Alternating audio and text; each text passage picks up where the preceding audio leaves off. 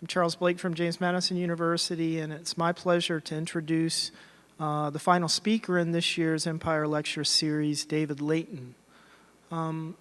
David Laitin, I have to say, is somebody that I've never met personally until about 90 seconds ago, but is somebody who achieved the things that when I entered this profession that we always talked about doing.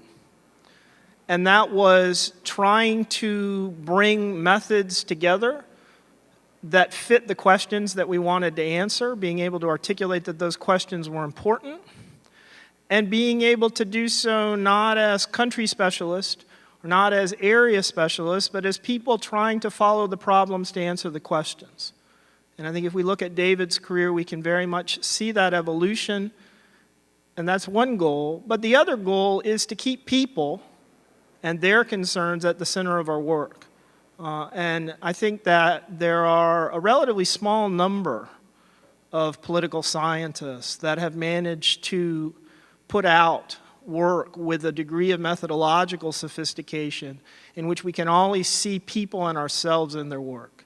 And I have to say that's what I most admire of David Laitin's work. More formally, David D. Laitin is the James T. Watkins IV and Elise V. Watkins Professor of Political Science at Stanford University. His specialty, as I have been discussing, is comparative politics. And in that field, he has conducted research on political culture, ethnic conflict, civil war, and a variety of other topics, with field expertise spanning Somalia, Nigeria, Catalonia, Estonia, and France.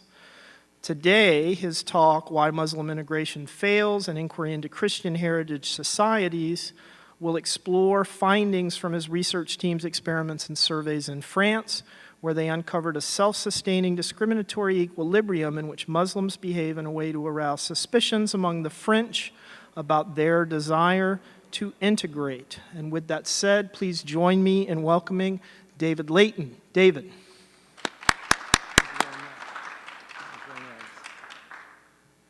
It's very, very touching. Thank you very, very much.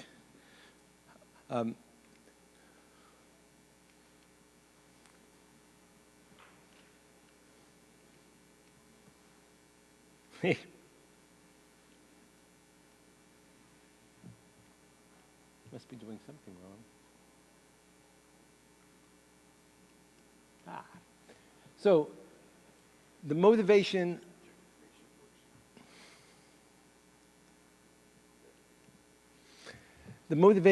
of this research is to ask two relatively simple questions which don't have simple answers. Do Muslim immigrants face greater barriers to social and economic advance in Europe than if everything about them were the same, but they were not Muslims?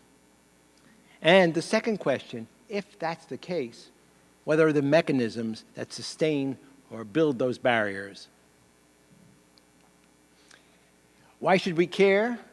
I think the relationship of discrimination to unemployment and criminality puts this first on the public agenda, but also the integration failure that we see in Europe undercuts our democratic and egalitarian traditions, and the far-right political response to Muslim integration threatens Europe's social solidarity and its associated benefits that accrue to all citizens.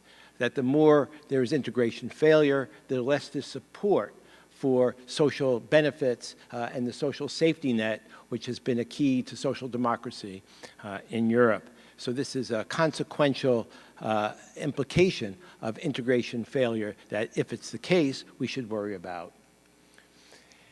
So can religious-based integration failure of Muslim immigrants actually be measured? Can we actually identify a higher barrier based upon religion? The problem is it's beset with confounds. The Muslim immigrants into Europe come from secular authoritarian states, or came from secular authoritarian states in large numbers in the 1970s in regions where democratic institutions were absent.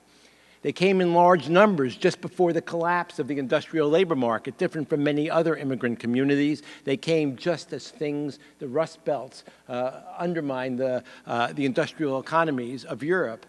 Many came from colonies whose citizens were oppressed by the host country, leaving a legacy of hostility. And in France, most came from Algeria, where colonialism yielded torture by the French and terror by the Arabs, leading to conflictual historical memories.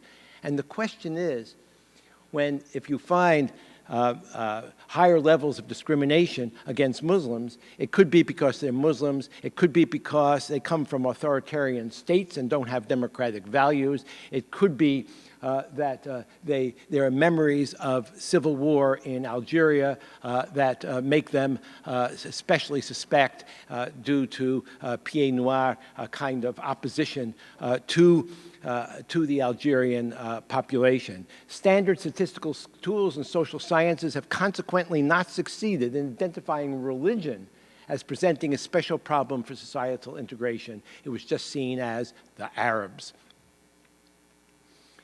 The key to the identification strategy in the research that I'm presenting today is, in order to estimate the barriers to labor market success based on religion, we need to find an immigrant group that is alike in all respects to a Muslim group, but isn't in itself Muslim. The problems in relying on cross-national data sets and the confounds I've already mentioned. There's also a problem of ethnographic inference, where many ethnographers, anthropologists go to Muslim areas in the banlieue of France and basically find that in the banlieue, the Muslims are getting a tough deal. But they don't look at we call them single-digit arrondissements, where the Muslims are actually able to get out and succeed. So in other words, you're only looking at the losers if you look at the banlieue, and there are enough losers to make it seem that the barriers are extremely high.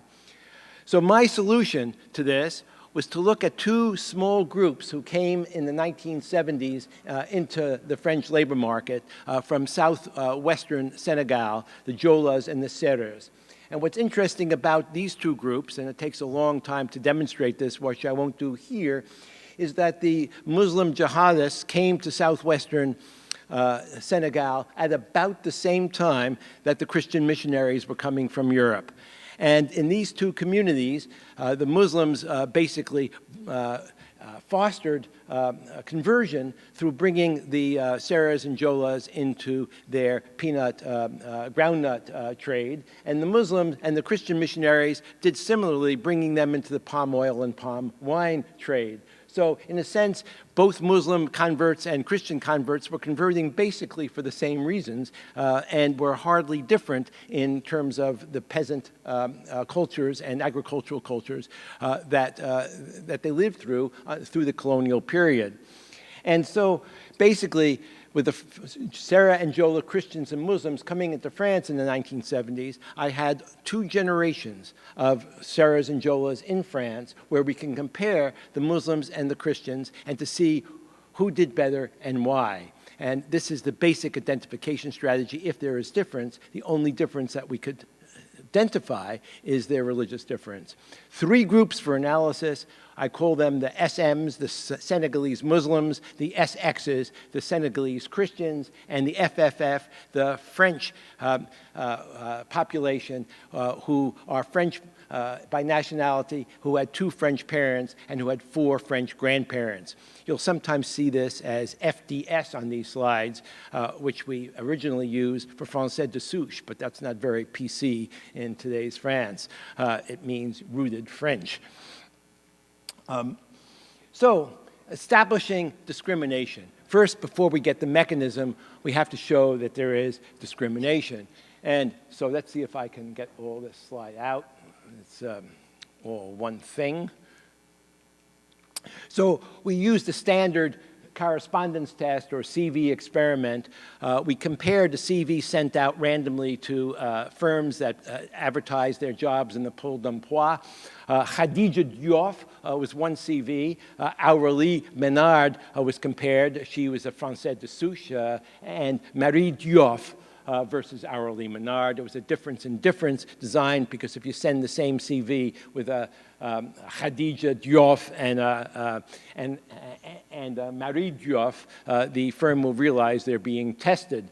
It was the same CV. They were all three French citizens. All three had 2 years of post-secondary education, unmarried, 3 years of experience in the job market. The names, Khadija is Muslim, Marie is Catholic, and Arouli is basically secular. Past positions, Khadija worked for 3 years for Secours Islamique, which is, and Marie Secours Catholique, and Arouli in secular firms. Khadija worked as a volunteer for the School Musulman and for Catholic Scouts for Marie. And if you can see it, basically, in returns, that Marie Diouf hardly did worse than Arouli Menard. It doesn't come out statistically different, but it comes out highly statistically different in returns for Arouli versus Khadija. It was a major difference in, that is, callbacks for an interview. I won't give you the details here, but you can sort of see it on the slide. Then we did, and I'll explain this later, a large N survey of 511 Serres and Jolas living in France. And we have a whole battery of questions. You'll get them later on in this talk. But the basic slide here, the last question we asked was family income. And the best predictor of family income was whether you were Muslim or Christian. And to make it a long story short, the Muslims are earning about 15% less income than the Christian households. And this is a major difference. So we see basically from the CV experiment and from the survey that the CV experiment taught us that there was discrimination, but not why. The survey taught us that the income effects of discrimination were likely to be substantial, 15% loss in difference in family income. Now we want to know the individual mechanisms that drive human resource employees to say yes to Maria, but no to Khadija. Is this discrimination rational, that is based on inferences about the unobservables, in Gary Becker's terms, that are likely to influence job performance of applicants, or is it non-rational, based on taste? So that's where the rest of the lecture will address the mechanisms. So the research interventions to get at these mechanisms was first a large N survey, which I've already described. 511 Serres and Jolas recruited through cell phones and face-to-face through chain referrals, 18 to 40 years old, and they needed at least one grandparent born outside of France who was a Serre or Jola speaker, and we had about the same proportion of Christians and Muslims in the sample as are Christians and Muslims of Serres and Jolas in Senegal.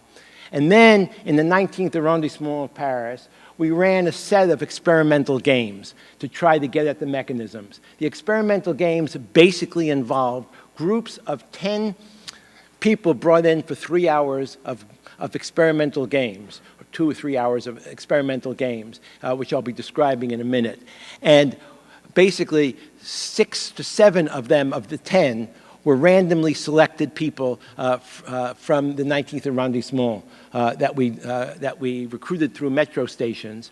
And then 3 to 5 of them were Serres and Jolas from another recruitment strategy that were put in with these French players from the 19th arrondissement to play a set of experimental games to see how the FFFs interacted with the SXs and if it was any different from the way they interacted with the SMs. We did a speed chatting game, like speed dating. Everyone met everybody else for 4 minutes. And we wanted to see, we ran a test after the speed chatting to see whether they were able to get information about each other. And whether Français de Souche or the FFF can communicate better with the SX than with the SM because they go to church and have social networks together. We then ran a voting game where after they met everybody, they voted for someone who would be the team leader. And the team leader would be given 30 euros to distribute any way she or he wanted. And so in a sense, the vote was a vote to say, who would you like as your team leader, but who's more likely to distribute some of those euros to you. We ran a standard trust game, which most of you know how they're run. And we ran a dictator game, which I'll be describing in some detail later, but a clever addition to it called the strategic dictator game, which got us some at senses of discrimination, which you can't really get on surveys, and then a names game, which I'll be describing later as well. We also ran a set of ethnographies of Sarah Christians and Muslims, which were much longer than the surveys in order to meet families, their kids, their cousins, and everybody we could meet to get a sense of what the difficulties were in integrating into France. So the core findings on the mechanisms. First, the FFF, despite being radical secularists, with a sort of self-image throughout France of laicité, that where lay people, where secular people, and religion has no matter whatsoever in French society. That, in fact, despite their being radical secularists, they condition their social behavior on religion. So that's the first mechanism that we have discovered, which is crucial for our analysis. As I said, the speed chatting was followed by a voting game. The voting to choose a team leader who would distribute those 30 euros I told you about. The players, largely driven by choices of FFF, conditioned their vote on the religious similarity. In a voter-candidate pair, a 17% likelihood of a positive vote if a different religion, a 30% likelihood of voter and candidate share a religion. So a big jump in voting for a leader of the same religion compared to voting for a leader of a different religion. No other social predictor, gender, race, age, education, or income, had any significance other than religion. There is the sort of results in statistical form, but it's just what I told you a moment ago. So FFF, despite being radical secularists, conditions social behavior on religion. I don't know how many of you read Jeff Greenberg's piece in The Atlantic, but it's amazing how the French how much they condition their thinking on the religion of their interlocutors and deny it at the same time.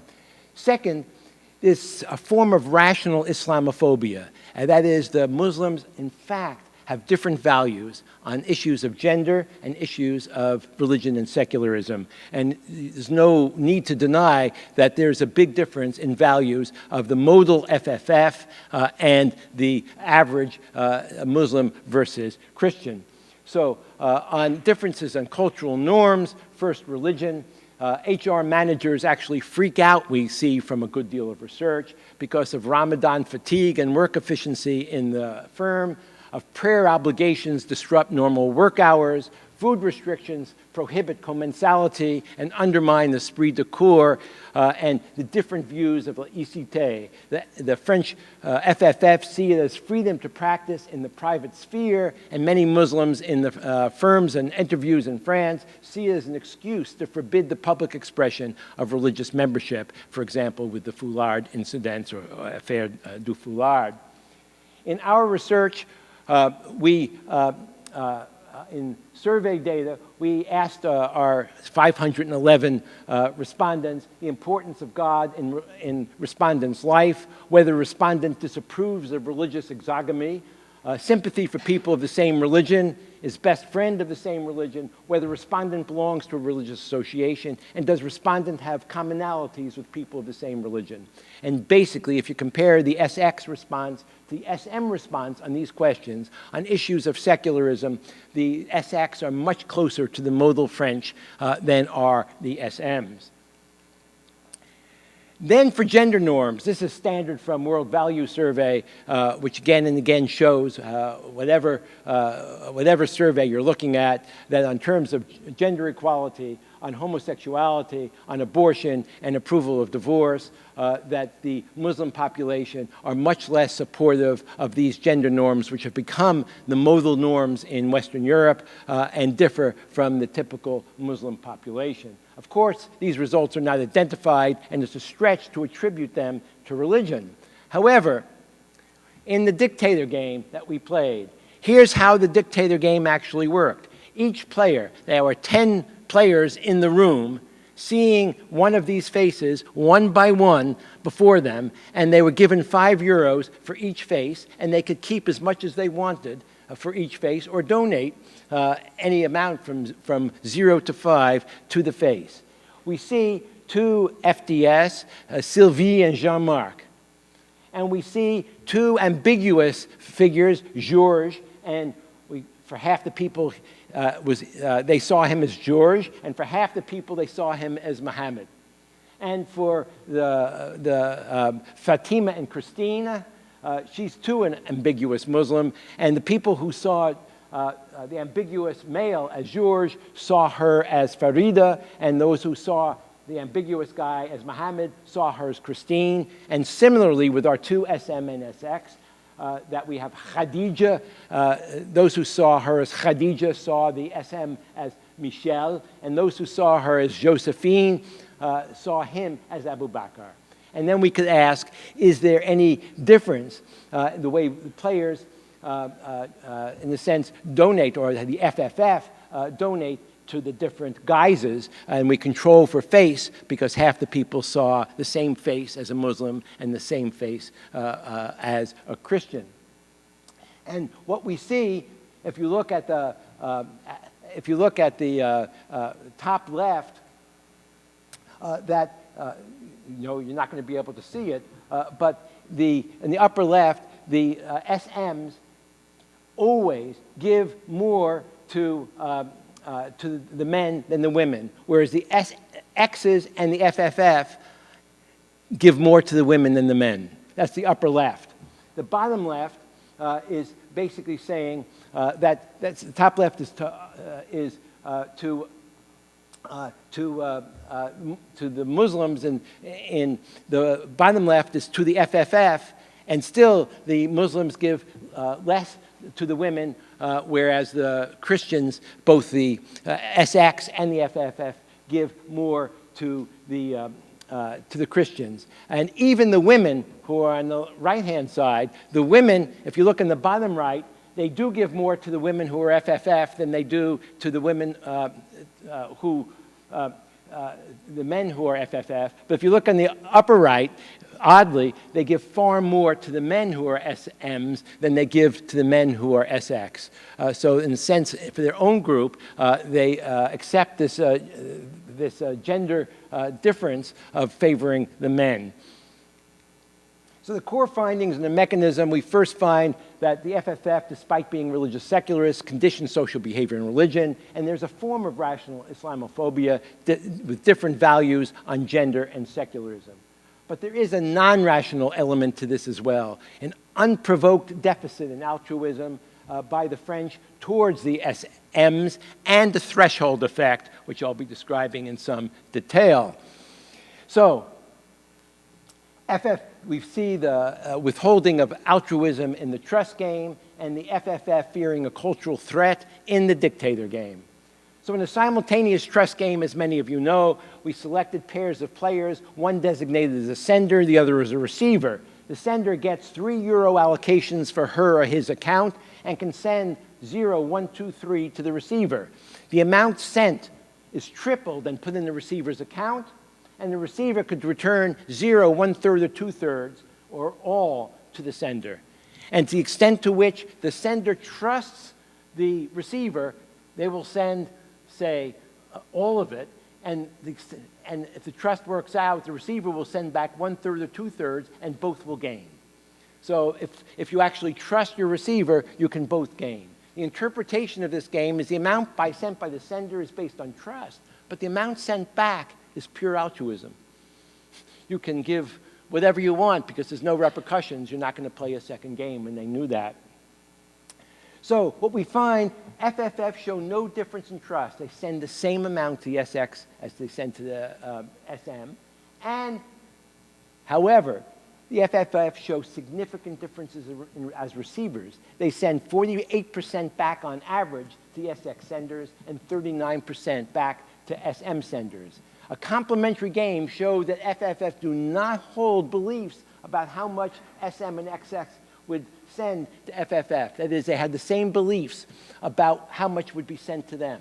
Nonetheless, they sent significantly less back in the altruistic mode to the SMs.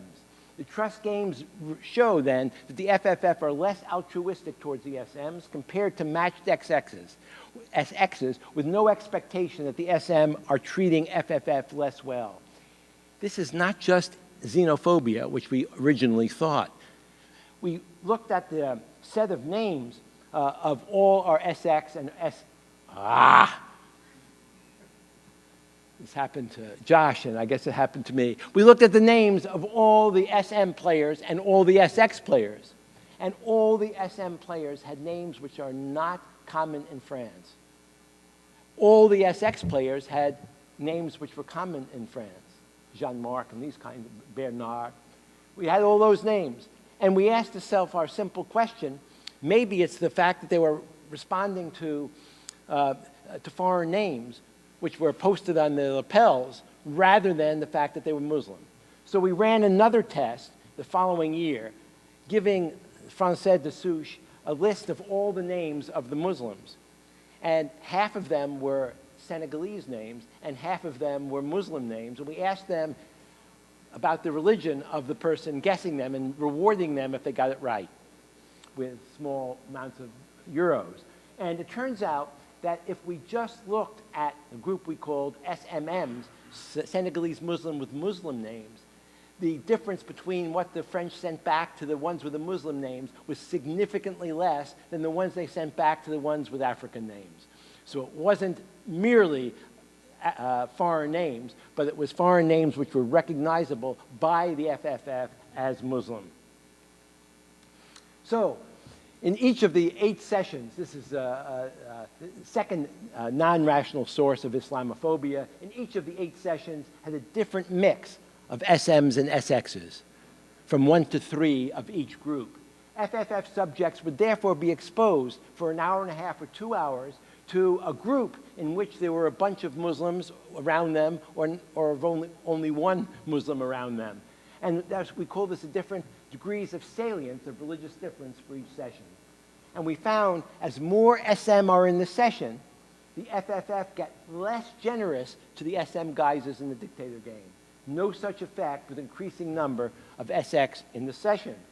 And we attributed this, we call this the Hortefeux effect, coming from the Minister of Interior under Sarkozy, who was heard and put on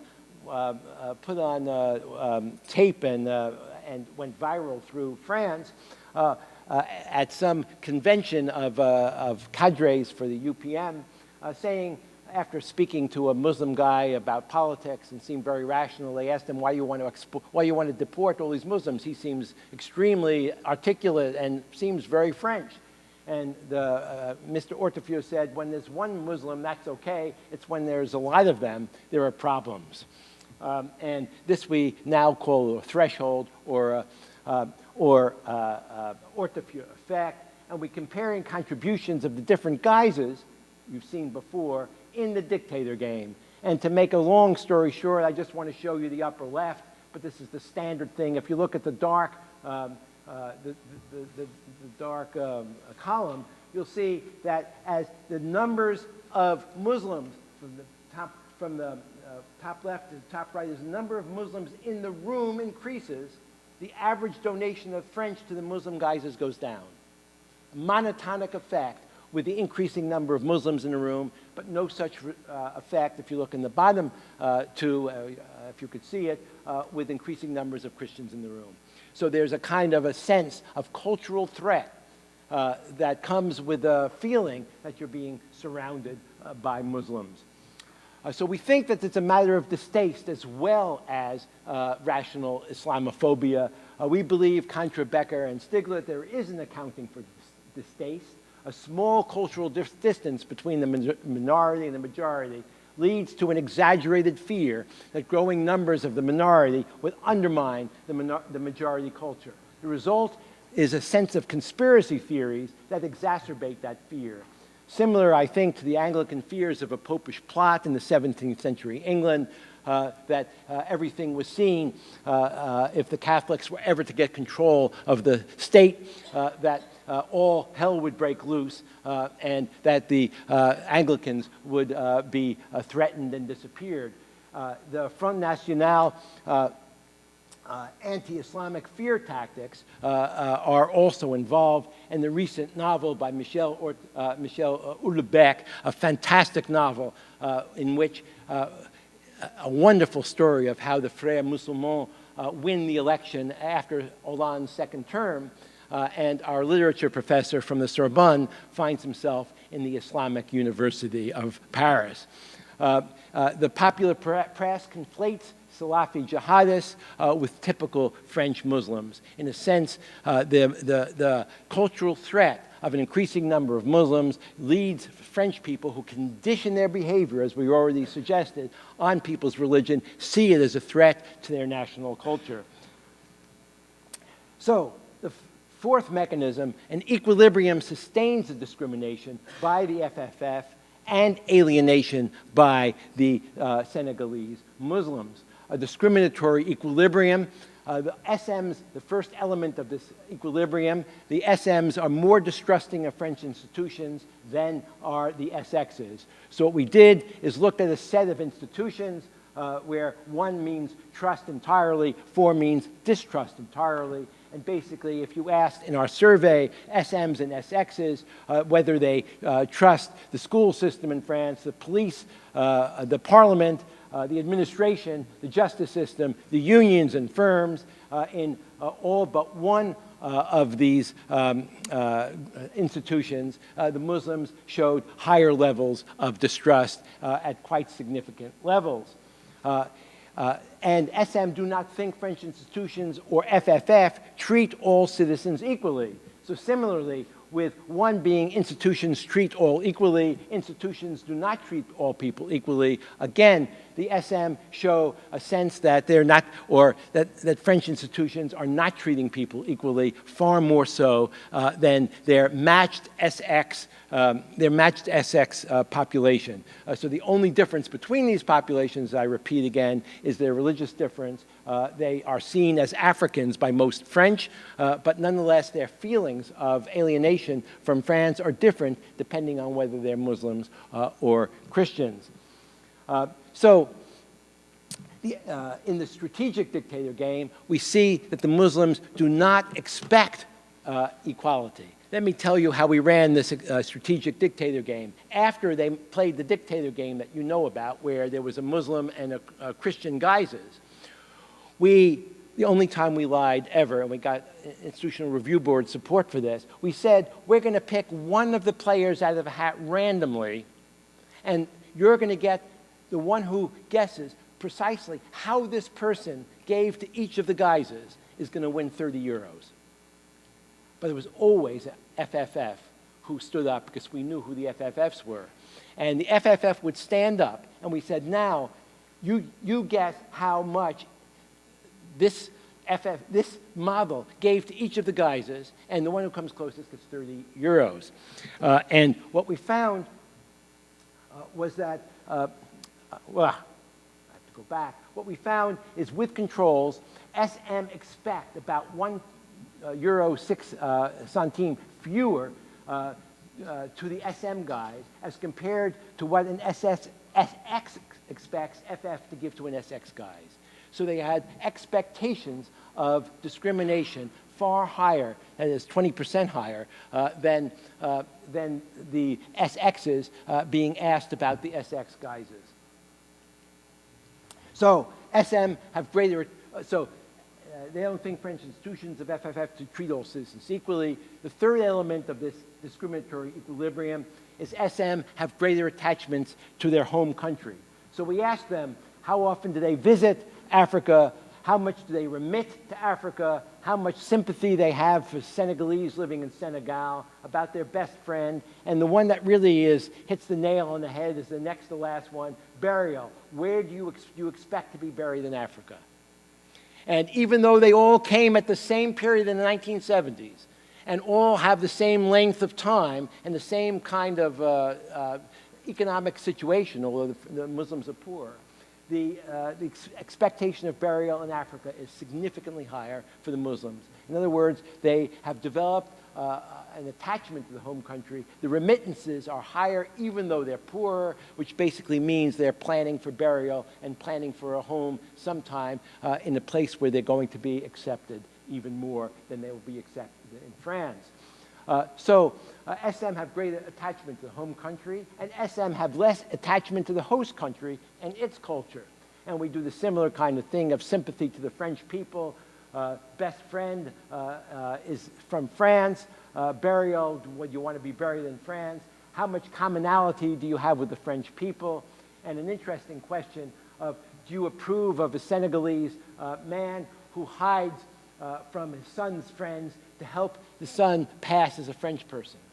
And again, all these strategies of attachment to host country, of trying to get their kid to be accepted or assimilated into France, are much more accepted by the SX than are the SM. Finally, on most of these measures, and this is a really important finding, I think, the third generation SM are more distant from the SX than the second generation, suggesting that this equilibrium of discrimination on one side and alienation on the other side is self-reinforcing in the terms of Avner Greif. That we have here comparing SM and SX respondents whose families came to France before and after 1970. And what we have here is a difference in difference, whether in fact the difference in the third generation is greater than the difference in the second generation. And we find for four of the five elements of you could call it assimilation or similarity to the modal French, importance of God, whether men should get job preferences, mastery of French, which is the only one not significant, sending remittances to Africa, and owning a home in Africa. Basically, the differences in the third generation between SM and SX are greater than the difference is in the second generation, suggesting that this is a self-reinforcing equilibrium rather than one that's dissipating over time. So there is a self-reinforcing discriminatory equilibrium in France in regard to its Muslim population. FFF exhibit both rational as well as exaggerated non-rational behavior in interaction with the SMs. SMs perceiving more discrimination against them in France separate more from the host country than do the SX. And both SM and FFF act to reinforce those beliefs that separation of the two groups will persist. And to read more, the book is coming out this fall, Why Muslim Integration Fails in Christian Heritage Societies. I invite you to look at the whole story. Thank you very much.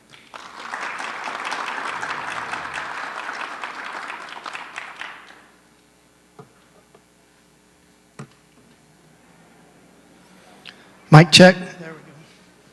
We started 7 minutes late, so we'll go 7 minutes over. I know some of us, myself included, have to go to the business meeting.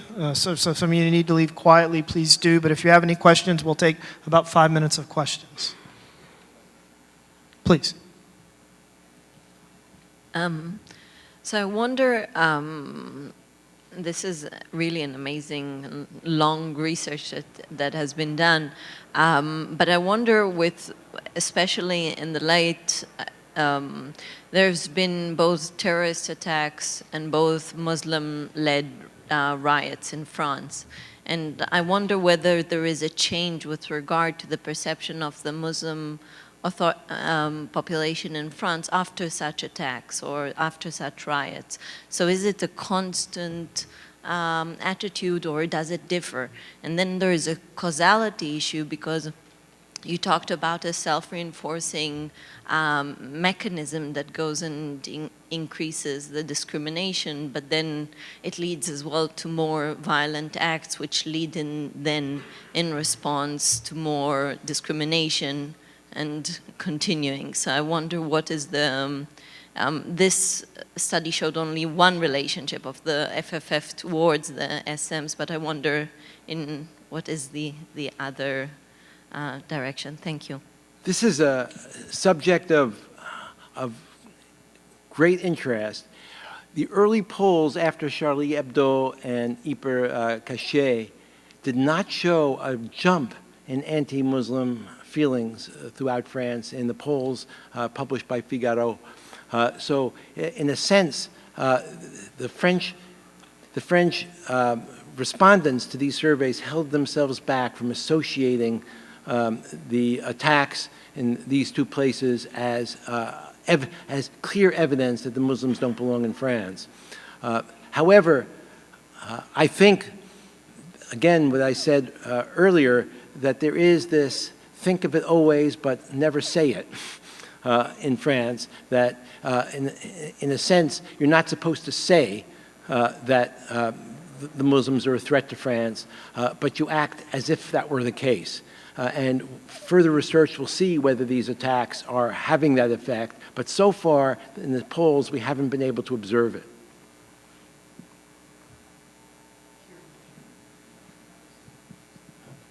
You framed kind of some of the initial policy implications in terms of the rise of the far right in Europe more generally.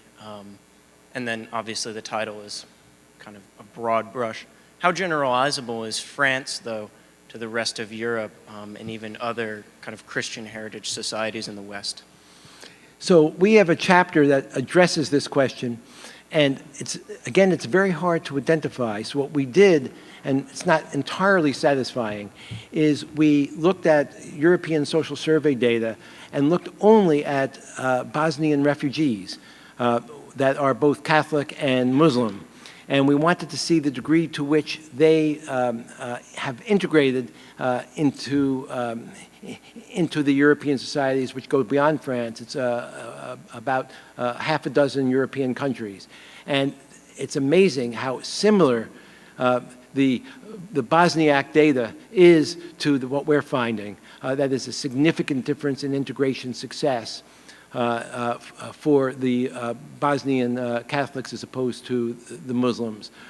We do a similar thing with the DAAS, the Detroit Arab American Studies done at the University of Michigan, that has a sample of Detroit, a relatively good sample, a stratified random sample of about 1,016, I think the number is, of Arab Americans. About 60% are Christian, about 45% are Muslims. And basically, the coefficients look quite similar. So it seems that from the point of view of national policy, whether it's assimilationism as in France or multiculturalism as in more so in UK, that the results seem to be quite general. So this is fantastic research, and I have a very simple question.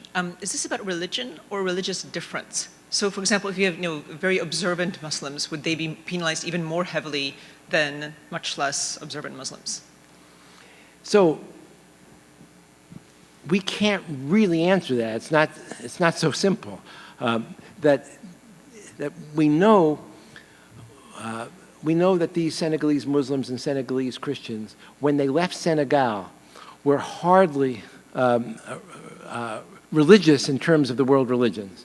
And the families were all mixed. In our interviews, although they said religiosity, their religiosity measures were quite high, they could well have meant the traditional religions rather than Christian or Muslim. What we do know is, and I'll say one more thing, in all our ethnographic interviews, we asked the Muslims whether they're being treated worse as Muslims, and they thought we were crazy. They said, no, the French hate blacks. And so, in a sense, they never thought that they were being discriminated more because of their religion, and yet we see it. And is it because of their Muslim names, their Muslim, other signals of their Muslimness, they're getting responses from the French which are inadvertently leading them to feel alienated, and the only explanation they could give to themselves for it is what they read in newspapers, that the French hate blacks. So I can't answer that question, although I would like to.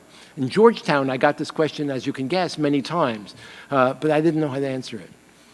We're going to need to leave it there for now. Please join me in thanking Dr. David Laitin for his presentation. Thank you very much.